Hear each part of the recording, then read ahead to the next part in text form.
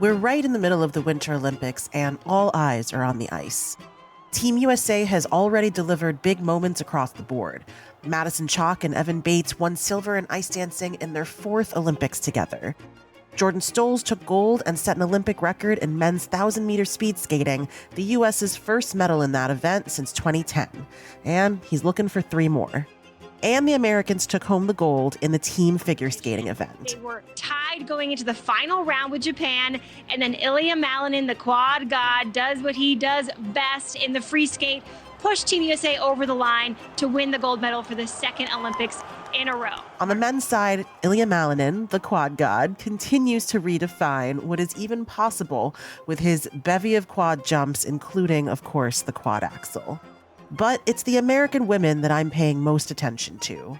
With Amber Glenn, Alyssa Liu, and Isabel Levito giving us the strongest UN women's team in a generation, this feels like a new era for figure skating. For those of us who grew up in the 90s and early 2000s, this is familiar in the best way. There was a time when US figure skating, especially on the women's side, was the standard. Dorothy Hamill, Nancy Kerrigan, Christy Yamaguchi, Tara Lipinski, Sarah Hughes, and of course Michelle Kwan, these were all household names who captured national attention and transcended the sport. And then the pipeline thinned out. Other countries like Japan and Russia surged technically, the judging system changed, and the US struggled to adapt. An American woman hasn't medaled in figure skating in the Olympics since Sasha Cohen took silver in 2006. But over the last few years, something has shifted. Development and training have improved, and athletes are staying in the sport longer. Skaters are learning harder, higher-scoring jumps at a younger age, and for the first time in generations, the U.S. women have multiple legitimate podium threats. That's why these Winter Games feel different. It's about more than chasing a medal to end a drought. It's about a growing sense that we're watching the start of something that we thought might have ended. So whatever happens in Milan, these Olympics could be remembered as the moment U.S. women's figure skating reintroduced itself to the world.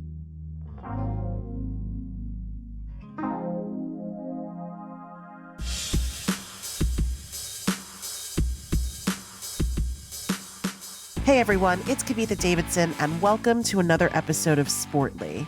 This week we have Jackie Wong with us on the show. If you follow figure skating at all, you already know his work. The Wall Street Journal once called him, quote, the most trusted name in figure skating news, and that is not an exaggeration. McKinsey consultant by day and skating analyst by night, Jackie runs Rocker Skating, and he's built a reputation for smart, clear analysis in a sport that can often feel opaque. He has a way of breaking down the technical side without losing the emotion that makes skating so compelling in the first place. I've known Jackie for years now. I first interviewed him back in 2018 when we were all trying to figure out what had gone wrong with U.S. women's figure skating. And even then, he had this big picture perspective on where the sport was headed and what needed to change. So when we started planning this Olympics episode, there was no question. If you want to understand where American skating stands right now and what to watch for in Milan, Jackie's the person you call. 2 quick notes before we dive in. 1, I am clearly under the weather, so please pardon my voice in these intro paragraphs. And 2, more importantly, Jackie is already covering the games in Italy, which is why we recorded this conversation you're about to hear about a week before the opening ceremony. But everything that we discuss, the contenders and the broader storylines, will still very much apply as the drama unfolds. So with that said, well, welcome to Sportly, Jackie Wong. Jackie, thank you for coming. How are you doing today? Thank you for having me. Where are we talking to you right now? I'm in New York City. I am 2 days away from heading out to Milan, so excited about that. That's exciting. How long are you going to be in Italy for? 3 whole weeks. That's always exciting. Now, I know you've been doing this a while. You are the authority on figure skating. How many Olympics will this be for you? This is number 3. I'm a 3-time Olympic observer. Amazing. How do you expect this Olympics to differ from the previous 2?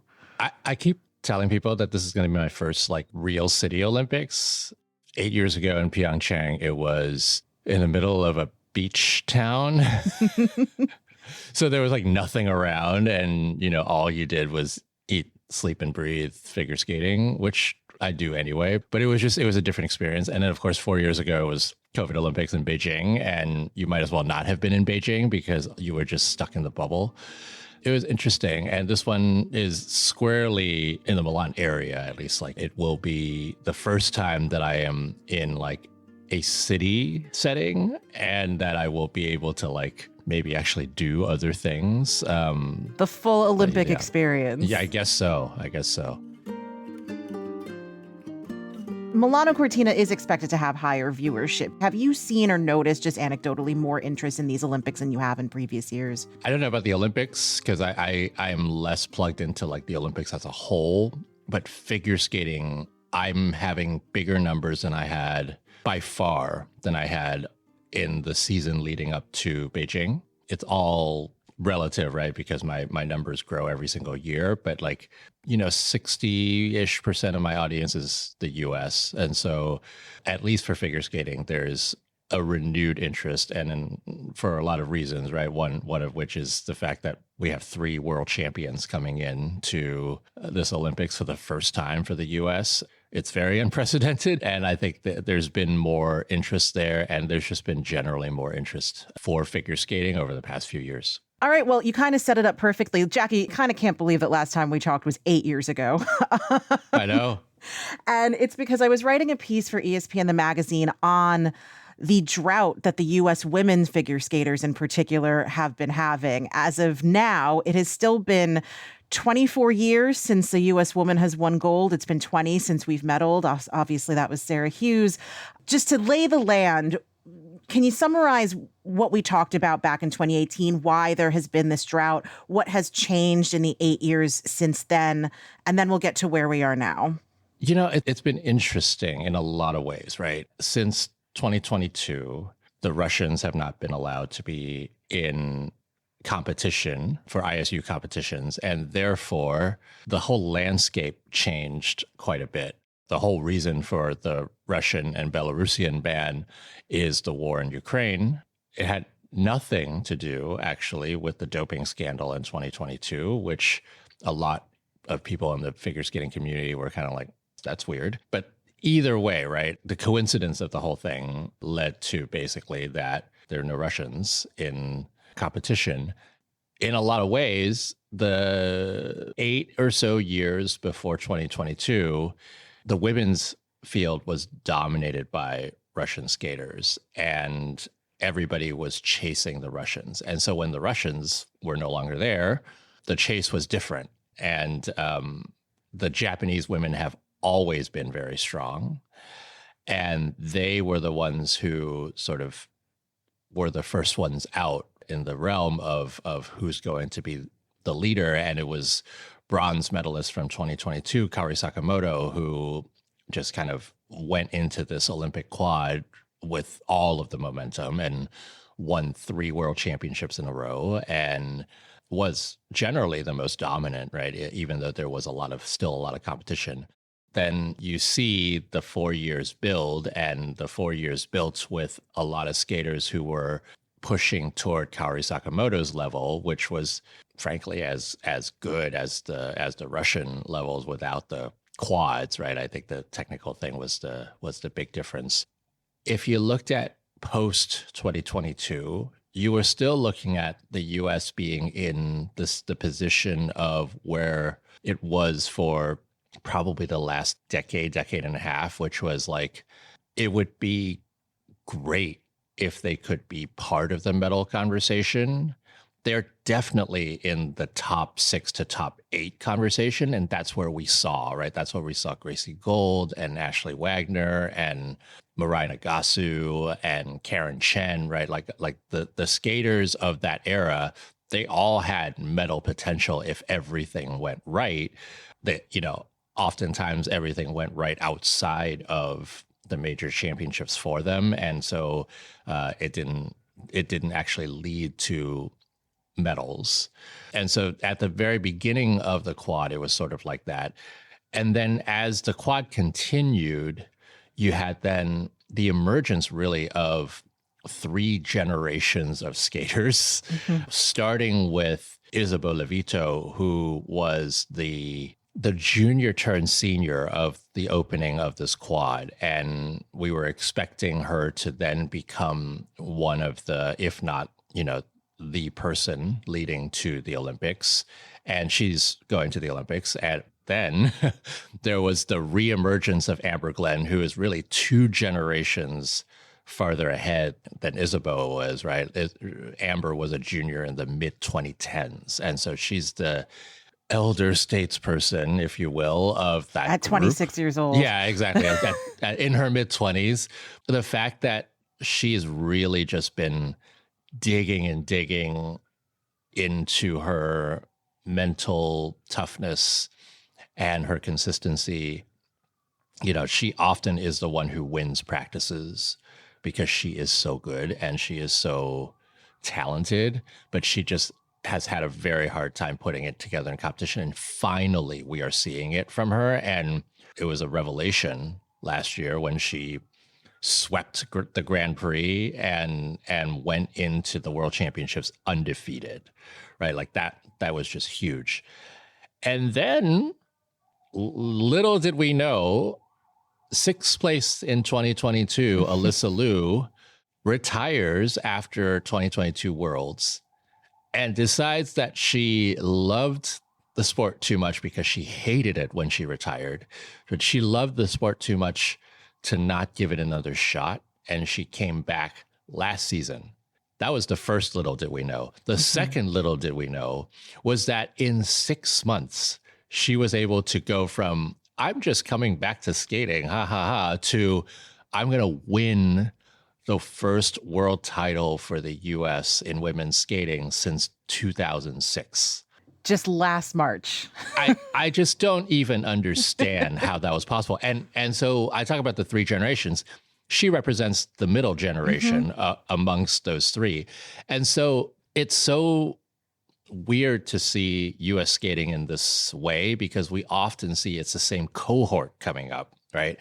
Michelle and Tara were the same cohort. Michelle and then Sasha and Sarah were different cohorts, but Sasha and Sarah were the same cohort, right? And then Caroline, Mariah, and Ashley were the same cohort. Ashley and Gracie were sort of the same cohort. And then you got a little bit of a motley crew of these three skaters who all love each other and admire each other in different ways. And, Isabeau grew up watching Alyssa and Amber. Alyssa grew up watching Amber, and Amber is sort of the mother hen of this whole group. And it's very interesting how this has worked. And I think their three different personalities have rubbed off on each other so well that they've actually improved each other in competition.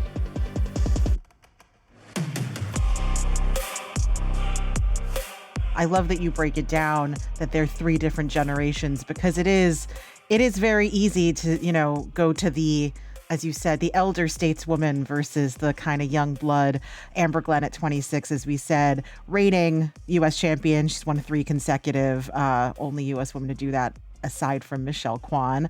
Alyssa Liu, 20 years old, like you said, came out of retirement. She was the youngest U.S. skater in history to win the women's national championship in 2019. She is, as you said, the reigning world champion. And then we've got little baby Isabel Levito at 18, who is the youngest competitor on all of Team USA, won nationals in 23, silver at Worlds in 24, bronze at nationals last year. Mom is actually from Milan, so she's got a personal connection to these games. When you talk about these three women, how did we get to this point where these three women have such different routes to the Olympics and different paths in their skating careers and also different strengths on the ice? I think Alyssa and Isabeau were more of the standard. Both of them were standouts as junior skaters, and both of them skated with Russian juniors as well, right? And so the fact that they were standouts among the Russian juniors was also part of this whole dynamic. As soon as they went into seniors, it was good. They were ready to go. They were already making world teams. And Isabeau, as you said, was it her second senior eligible season, she got silver at Worlds. And so they were more on the conventional path. Of course, Alyssa then went off the conventional path and retired and came back. But Amber was an interesting one in the ways that she was a promising junior, but she wasn't one of those juniors who was like winning stuff necessarily on the international level. She was coming up at the times of Yevgenia Medvedeva and Alina Zagitova, the Olympic gold and silver medalists from 2018. That just sort of shows you what generations we're talking about here. And it took a long time for Amber to understand herself, find the right coaches, find the right teams, find the right support systems. Figure skating is a harsh environment in a lot of ways. From an environment perspective, it's gymnastics, but on ice. It's the same type of treatment. I don't think we always fully appreciate how young these women are. They're girls when they're first thrust into juniors and into national spotlights and international spotlights. And Amber Glenn has been very outspoken the way that Simone Biles was about her mental health struggles and about, the journey that it's taken her to get to this point. It took a long time for her to even get to a point where she believed that she was one of the best, even though we all in the skating community would watch her and be like, yeah, she could be one of the best, right? I remember there was one national championships, it might have been 2018, where I said Amber Glenn won practices and she went and had a disaster short program. Like after being the one who just looked the best out of everybody. So it took her a while to really understand what her own power it was and harness it. And it wasn't until COVID seasons where she actually finally won a US medal and then was unable to even compete for 2022 for the Olympics. And we all thought she was done at that point because it was like, well, I mean, you've gone through now 2 Olympic cycles. Where do you go from here? And she comes back, lo and behold, as much as we talk about her mental challenges and struggles, the perseverance is so there. Like the fact that she came back after all these disappointments and tried to figure it out is a testament to her will. And then over the past few seasons, it's been medium steps toward what she is now. It's still been a lot of building and rebuilding and building and rebuilding because she's had struggles over the past 4 years of consistency, of belief, of self-doubt, all of that sort of stuff. It may very well be that we are rounding out to the time when Amber Glenn could finally put it all together in a major competition. One of her biggest strengths on the ice is her just sheer athleticism. She's one of the few U.S. women who consistently lands a triple axel in international competition, which could make all the difference, as we know, in the Olympics. Can you, just for our listeners who aren't too familiar with skating, can you understand why high difficulty jumps are so important in international competition from both a technical standpoint, obviously a scoring standpoint? And that's kind of one of the reasons that the U.S. women have lagged in the last 2 decades. Everything about skating judging and how you win medals is about adding up points, and the points come from the elements that you do on the ice. And so you take a standard elite level, someone who would be challenging for the top 5, top 6 in the world, short program from the women, you have some kind of triple combination, some kind of solo jump, likely a Lutzfer flip or a loop, and then you have an axel jump. And most people will do a double axel. There are not that many skaters. There are more and more, but there are not that many skaters who are doing triple axels in the short program yet. And so let's set that typical program at the base of 0, right? Like that your index is 0. And a triple axel instead of a double axel gives you another 4.5 points. And when your total score in the short program, a really good one is 75 and above, 4.5 points is big. It's a lot. That already is the difference between you finishing in 6th place or you finishing in 1st place in the short program. And that provides that advantage, right, automatically for someone like an Amber Glenn. And then you go into the free skate and you add, again, that additional advantage to it. And the way that the free skate, it works, right? You have 7 jumping passes.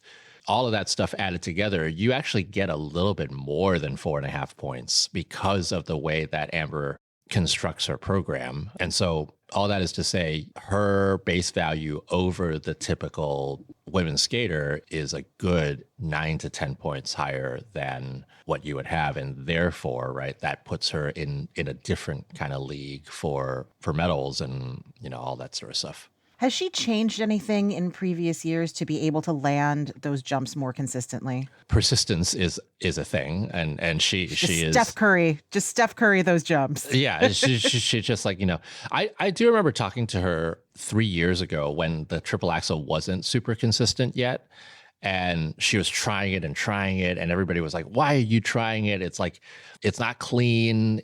You're not landing it. Like, you should just do a double axel and get the better score out of a clean double axel as opposed to a 2-footed under rotated triple axel." Mm-hmm. And she kept doing it, but she was also telling me, like, I was asking her about the repetition of that jump, and she was like, I can only do so many because falls take a lot out of you, and there's a lot of energy involved in getting that jump in the air and all that sort of stuff. And then a year later, she comes in and it's clean all the time. And the fact that she was no longer landing it a quarter rotation, half a rotation short, and having to struggle for the landing over and over again meant that the jump efficiency was a lot better. And she could continue to practice the jump in frankly an easier way than if she were falling on it all the time, because it's not as hard on your body when you land a jump cleanly. That's just the physics of it all, right? And the physiology, I guess, of it all, that you're like, you're not in pain all the time, so it's a lot easier, right? It's and what skaters actually don't see, or what viewers actually don't see, is when you see a program where there are mistakes at the beginning, it actually makes the rest of the program so much harder, because doing something cleanly requires a lot less energy than you trying to like struggle to stay on your feet. And so that's the same thing with practices, right? If you're landing jumps consistently in practice, you're just having to spend less energy and less pain and less recovery time, with everything else. And that's what Amber has been doing with that triple axel. And frankly, I think that's part of the secret of her staying consistent on these jumps, is that because she learned how to fully rotate that jump, she's able to just do a lot more with it. The visual I always get when I describe the toll figure skating takes on the body is it's like a video game, but you're playing against yourself. So you're suffering like the damage from a boss that you would be suffering in a video game is the damage that you're inflicting on yourself. Exactly. Yes, very masochistic. Every time you fall, that's what happens. And for listeners who don't know, a triple axel is 3.5 full rotations. So we get to this point where, Amber is, like we said, reigning 3-time U.S. champion. She will be the oldest U.S. women's figure skater to debut in the Olympics in 98 years, which again, I think gives people an idea of how young this sport is. And then we turn to Alyssa Liu, who, as you said, came out of retirement. She's just 20 years old. She just won Worlds in March. She has such a effortless smoothness on the ice with the way she moves, but don't let it distract from the technicality that's also there, because she's landing these combo jumps that we don't really see American women land. Yeah. I was talking about how Amber has an advantage in the short program. Alyssa also has an advantage in the short program because she learned a new combination this season. Like, the talent of Alyssa Liu is just so amazing to watch. The fact that she came back after really 3 years of not skating at all, or at least 2.5 years of not skating at all, and gets everything back and then some. And then she goes and just playing around with some combinations and lands a triple lutz, triple loop, which is the hardest combination that you can do outside of anything with a triple axel. I can count on one hand the number of people doing triple lutz, triple loops right now in competition. And she does it in the second half of a short program. And so the fact that Amber has the triple axel in the short and gives her 4.5 extra points. Alyssa with the triple Lutz triple loop in the second half of her program gives her not 4.5 points, but another couple points. And again, just for listeners, when you complete elements in the second half of your program, you get a point bonus on that because it's a higher degree of difficulty. So, you know, she comes in and with a little bit of an advantage in the short program, which she needs because her free skate is actually laid out less difficultly in base value than a lot of the other skaters. And I don't think she's going to change that going into the Olympics. So she needs to be, you know, kind of rock solid with the cleanness of everything. But that is also to say, I have never seen not just like an Olympic podium favorite athlete, but like literally any figure skater that I've ever talked to or covered over the past 15 years. I have never seen anybody with such, I don't have a word for it. Relaxed is a word for it, but like self-assuredness. Yes, but also like it's laissez-faire. You know, her attitude about skating, about life, about whatever. It's like, hey, I'm here. I'm here. It's very California. Not California figure skater. That is no, for no, sure. that's true. It's definitely not NorCal figure skater vibes. California figure skater is very wound up and tight. But she comes into every competition being like, well, I'm here. I'm going to have some fun and like I'm going to do whatever it is that I can do. And every single time you see her on the ice in practice, on competition, like she's just like having the time of her life. And I don't think it's manufactured at all. You can't manufacture that kind of joy and relaxation. It's uncanny. Like I just don't know how you do that. And that goes a long way on the ice because like we talked about the mental aspect. I mean, it's such a physically demanding sport, obviously, but the mental aspect of being out there also can't be overstated. Absolutely. She skates like she feels free, you know? She skates like she's just going out there and doing it for herself, right? Like that. There's a lot of this like, who do you do it for? What are you skating for? Kind of thing. And, you know, the competition element gets to your brain and like, what happened before you? What's going to happen after you? It's like all these thoughts are in your head when you get out there. And, you know, there's an audience, you know, like all of that sort of stuff. And she just doesn't give an F about any of that and really is skating for her. And it's a different attitude when she was competing pre-retirement where, I just always felt like she wasn't skating for herself. She was, you know, her dad pushing her had a lot to do with it. We're finding out more and more one of her previous main coaches was very tough, to say the least, on her. And she really did come back on her own terms and for her own purposes. And when she says, I don't care about medaling, I believe her. Does she love it when she medals? Oh, yes, of course. Like that's all part of it, but it's not what she's necessarily doing it for, which is amazing and refreshing.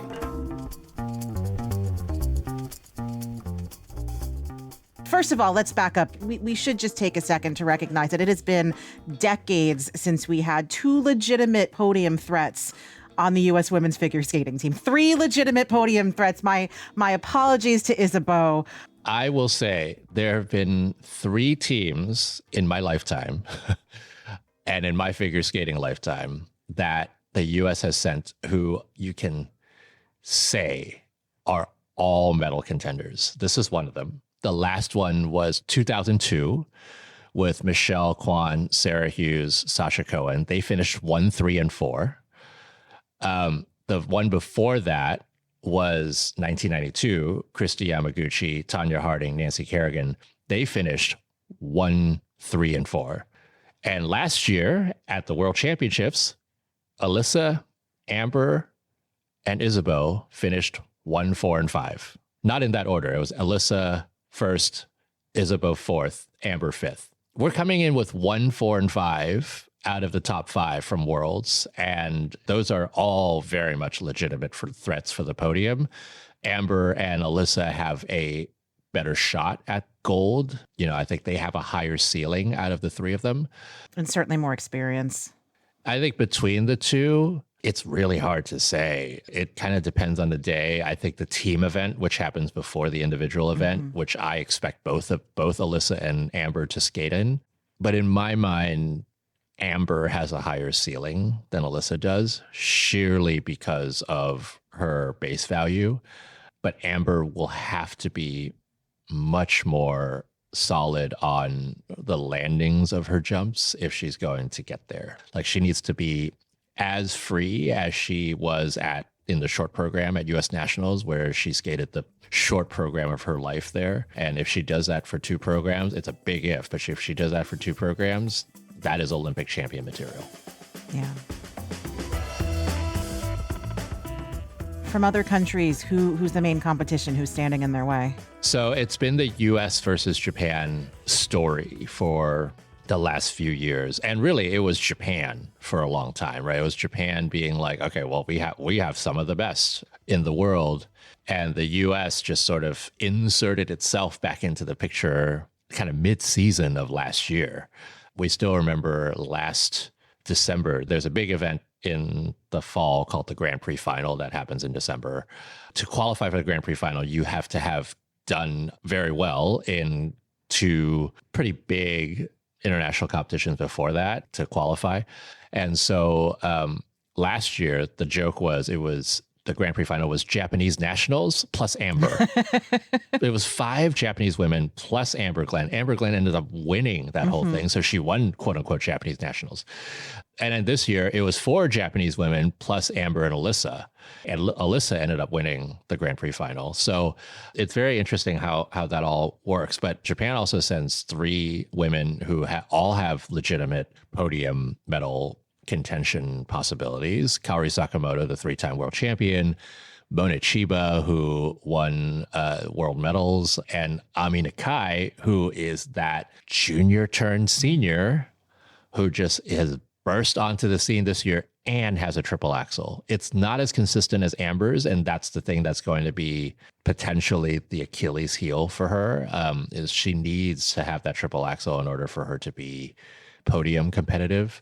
She's a fantastic skater. There is a possibility that she Tara Lipinski's herself all the way up to the gold medal. Like it's very possible there. So it's those 2. And then I would say the addition of Adelia Petrosian, who is the Russian skater competing under the neutral athletes title, the one Russian skater in this event, and a bit of a wild card because she has big technical elements. She's got a quad toe. She's got a triple axel. How are the international judges going to score her after literally only seeing her once in the last 4 years? And how is she going to handle the pressure of being in an international event? Your second ever senior international event is the Olympic Games. With a lot of people looking at you being like, what are you going to do? And I think she's a wild card in that. So in my mind, it's a combination of those 7. It's going to be a fascinating competition. I've got 2 more kind of broad questions when it comes to the women, and then we have to talk about the men, obviously. But first is, going back to the conversation we had 8 years ago, you and I talked about a lot of structural things that USA figure skating had done wrong, especially at the youth and junior level, a real disservice to these girls as far as setting them up for success on the international stage. Has any of that changed? Is part of what we're seeing now the result of some reforms in coaching at the younger level and things like that we talked about? Yeah, for sure. I mean, I think for a long time, U.S. figure skating relied on precedence.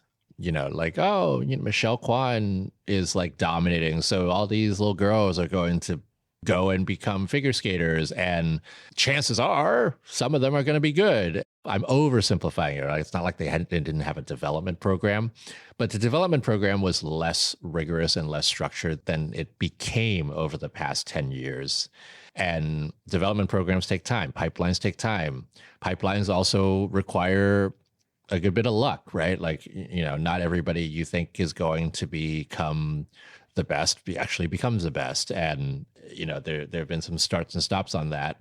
The way that the younger skaters are coming up is a little different. But also, U.S. figure skating, I feel like, has had a lot more success in being able to nurture talented early seniors as opposed to getting the juniors to be like the best that they could possibly be. The juniors still, for the women's, on the women's side and on the men's side, the juniors are not the world beaters right now. And we were talking about how Alyssa Liu and Isabel Levito were kind of in that upper echelon of the junior ranks. We don't have that right now for the junior women. And the interesting thing is to see how they can harness the talent of, and there's a lot of talent amongst these junior women for the US. There just isn't a lot of consistency. And it's sort of like, how do you harness that talent and get to a point where these skaters become more consistent? I mean, you saw that with like a Mariah Bell 4 to 8 years past. And you even saw that with Brady Tennell, because she was like a good junior, but it wasn't until she became a senior that she actually became Brady Tennell. And so I think that's the question for the US in the future. Also, the fact that the age eligibility has changed over the past 4 years. Now you have to be much older. And by much older, I mean like a couple years older, but still much older in teenage years to actually be age eligible for senior competitions, means that you can't burn out junior skaters and expect them to go and be a really good senior skater, right? And or even have any sort of like chance at a long career. The examples of Amber and Alyssa has led to people being like, well, maybe there is a much longer career to be had here than what we thought it was. And the training techniques have changed and all that sort of stuff. Well, and that also means that when younger skaters who are staying in juniors longer than before the age eligibility changed, you're giving them time to cook, but you're also giving them time to cook against the best international competition at that young age before you thrust them into senior competition. Yeah, exactly. And you're seeing that with the Japanese women as well. I think of the federations, it seems like the Japanese development style has been the most conducive to longevity. Like we're seeing skaters who are coming up who are able to then withstand the pressures and the toll of being a senior skater and continuing longer than others. We've seen other federations have really good success in juniors, like the Koreans or the Chinese junior women skaters, and they sort of get burned out and you don't know what's going to happen with them. I think the Korean skaters have now changed their approach and there's more potential for them to have a longer career. The Chinese, that's still a question mark. We literally had what they thought would be a world beater Chinese skater, Shangyi An, who was like one of the most promising juniors back in the day and just had all kinds of injuries that has led her to not even being able to qualify for the Olympics this year. And so, I think there's a lot of that. And then of course, the Russian skaters are potentially coming back. At least one of them is back for the Olympics, and who knows what's going to happen in the next 4 years with competition eligibility. And I think even their general approach to things may have changed a bit as well, because the eligibility rules demand that. Jackie, you and I are of an age where it's really hard to explain to Gen Z or anybody younger than us really how important American women's figure skating was in like the consciousness of the American populace, in pop culture, in like just like far beyond the ice, right? These were larger than life women, the Michelle Kwans and the Christy Yamaguchis and the Tara Lipinskis, and going back obviously into the 80s. Do you feel Now, this is a difficult question because all of like media consumption is stratified now, sports in general, like people just have a lot more choice of what they're watching, what they're interested in. Do you have a sense that there's more excitement, there's more fervor, there's more interest in figure skating in that way that transcends the sport that we haven't seen in probably at least 2 decades? I think it's simmering. I don't think it's there yet. Why do you think as Americans we care so much about figure skating, or we did at least? My whole theory is part of what you were saying about the media stratification thing. We, when we were growing up in the 80s and 90s, were fed a lot of figure skating, right? There were only a certain number of channels that most people were watching. Everyone had NBC. Yeah. Cable was around, but it wasn't like, whatever. And so if every Sunday you got Wide World of Sports telling you need to watch figure skating, you're going to watch it. And when people watch figure skating, they like it. And the fact that for decades, the US was so dominant in figure skating, especially in singles, right? You had Olympic champions from the women's side, from the men's side. You had people who were just around. And then you had the Tanya Harding, Nancy Kerrigan thing that, it was beyond anything that figure skating itself could have been, right? Because there was this entire made for TV movie that happened. And then it became a real movie that won Oscars. And so, as much as I said that there's a lot more interest right now that I'm feeling for figure skating in the US, it will require Alyssa Liu winning and having some kind of like viral-ish moment. She's made for going viral, though. She's like the most like, apologies to Johnny Weir, but she's our punk rock skater. but yeah, I mean, if Amber Glenn hits a short program out of the ballpark with Madonna as her backing, or Alyssa with Lady Gaga. Well, no Lady Gaga coming. No? Nope. She's going back to Donna Summer. Oh, all right. No, listen, fantastic choice. But still, Donna Summer and Leve, right? Like Leve, who's a sort of a cult following sort of vocalist, has taken a big liking to Alyssa Liu, and the kids are seeing it because the kids like Leve.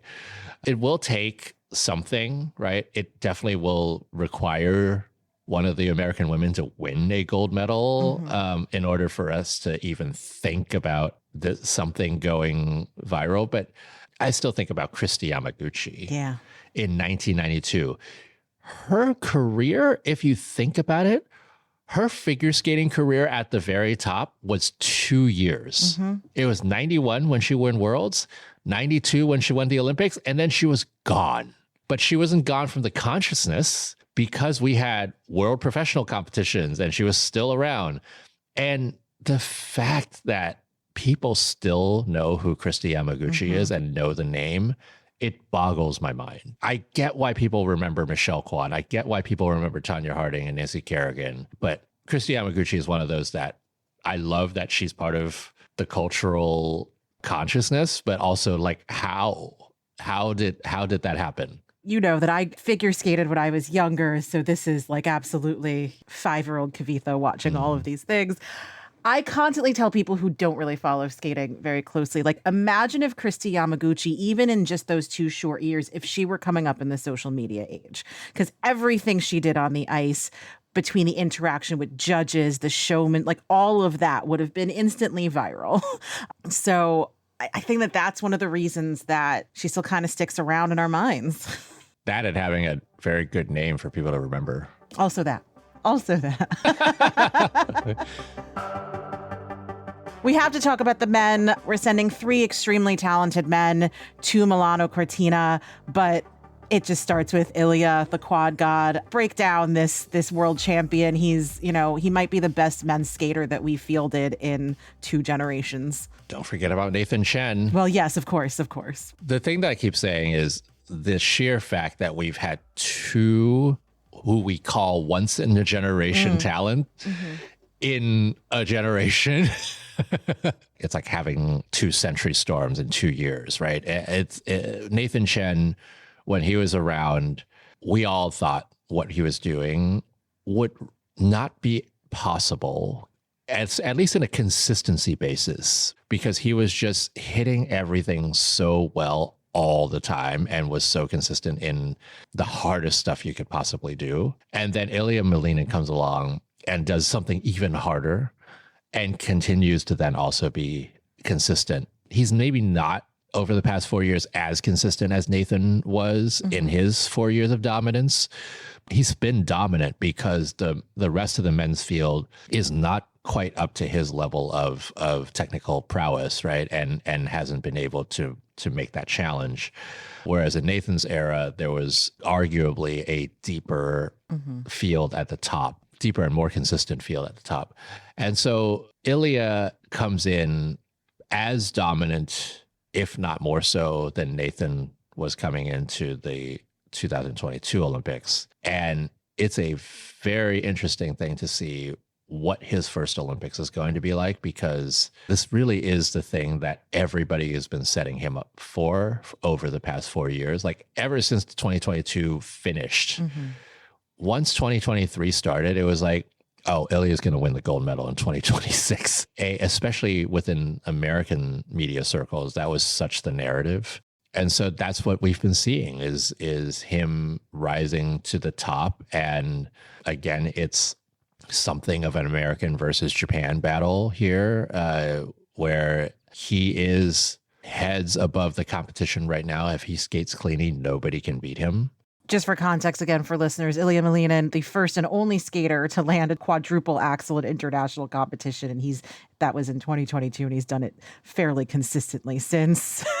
So many times. He just keeps doing it.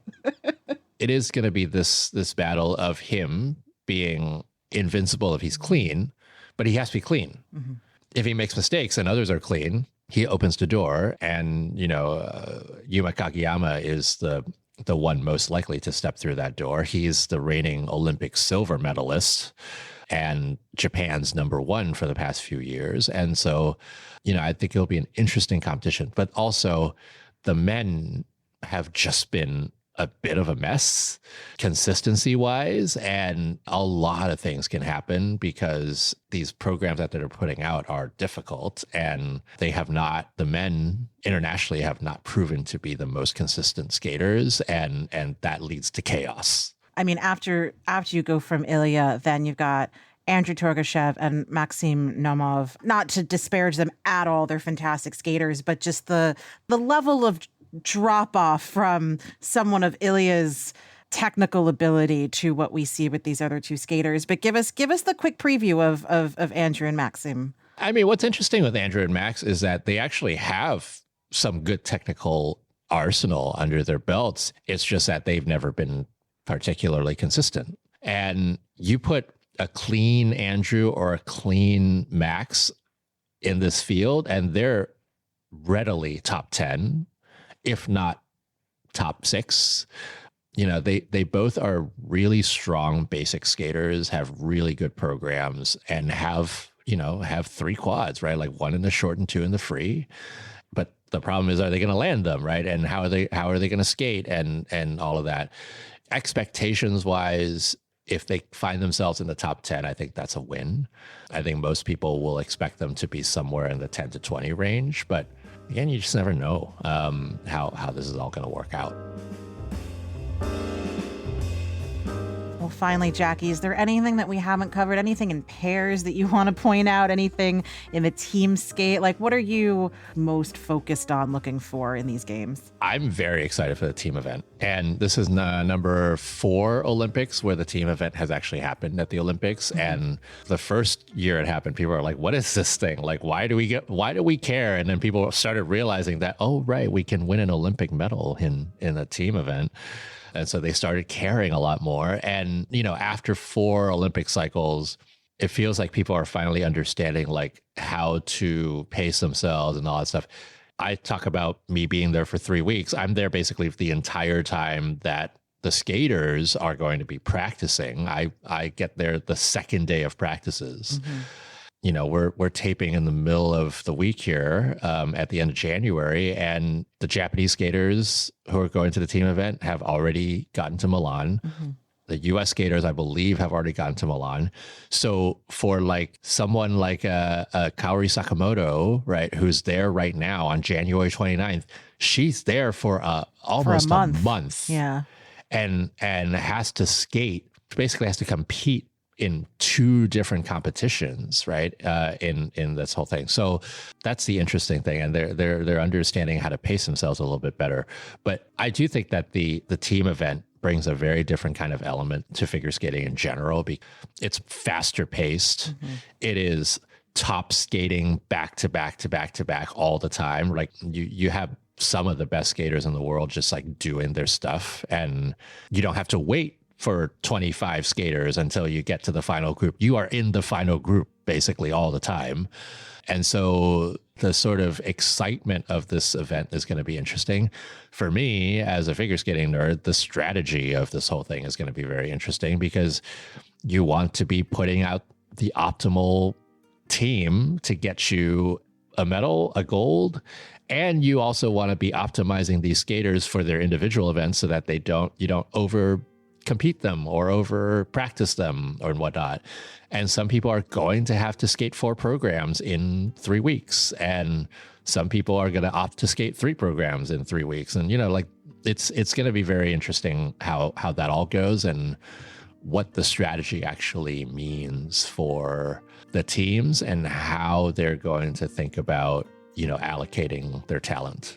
All right. Well, there's so much skating ahead of us. I'm so excited to watch it. I love the Olympics so much. It's one of my favorite things. Jackie, I always love talking to you. It's nice to just talk figure skating with someone. We got to catch a drink when you're back from Italy for sure. But have a safe flight. And thank you so much. Just plug yourself. Rocker Skating, where can people find you?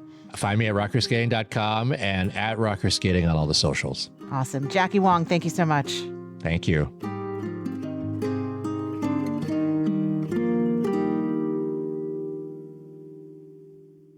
Thanks so much for tuning into Sportly. Tune in next week and every week after as we dive into another great story. If you like what you're hearing, please rate and review us on your favorite podcast app. Or come tell us on Instagram. You'll find us at SportlyPod. Sportly is an Immigrantly Media production. This episode was produced by Paroma Chakravarti. Our executive producer is Sadia Khan. Our sound designer and editor is Paroma Chakravarti. Our theme music was created by Simon Hutchinson. Other music is by Epidemic Sound. Tune back in next week and every week after for more Sportly.